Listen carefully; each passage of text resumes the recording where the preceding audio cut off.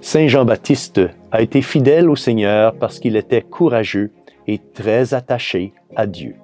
La foi et la fidélité de ce grand serviteur de Dieu devraient nous inspirer à faire de même.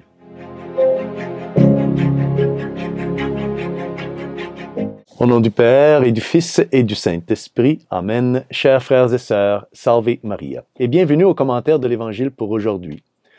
Aujourd'hui, nous nous souvenons du martyre de Saint Jean-Baptiste, le saint et dévoué précurseur du Christ. Saint Jean-Baptiste a été martyrisé parce qu'il n'avait pas peur de dire et de défendre la vérité. Donc aujourd'hui, l'Évangile nous est présenté par Saint Marc, chapitre 6, versets 17 à 29. Et ici, nous apprenons que le roi Hérode considérait Saint Jean-Baptiste comme un homme bon et saint et que le roi Hérode aimait l'écouter.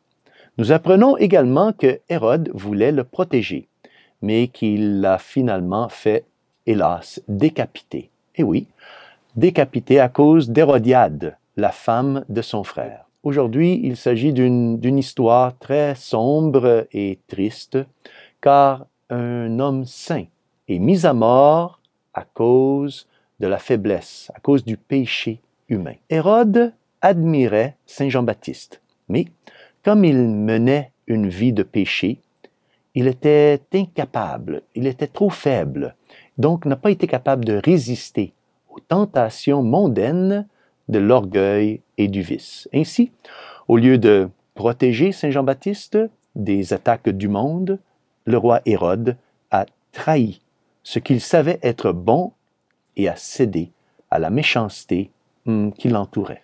Saint Jean-Baptiste, contrairement à Hérode, était fidèle à lui-même et fidèle à la vérité. Il n'avait pas peur de proclamer et de défendre la vérité, la loi de Dieu.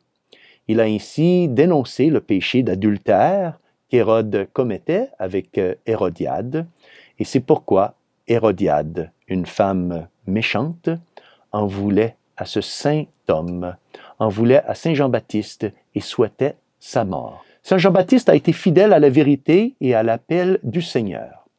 Fidèle jusqu'à la mort. Hérode a entendu l'appel du Seigneur, mais il n'a pas été fidèle. Il a fini par répondre à un autre appel pour se protéger et protéger sa réputation en écoutant, hélas, Hérodiade qui demandait qu'on lui apporte la tête de Saint Jean-Baptiste sur un plateau. Le dilemme du roi Hérode est celui de tout catholique. Et oui, je dis cela parce que le Seigneur nous appelle tous à être fidèles, mais nous ne répondons pas toujours à l'appel de la fidélité. Nous répondons parfois à d'autres appels qui ne sont pas saints. Saint Jean-Baptiste est un exemple de la façon dont nous devons répondre à l'appel du Seigneur.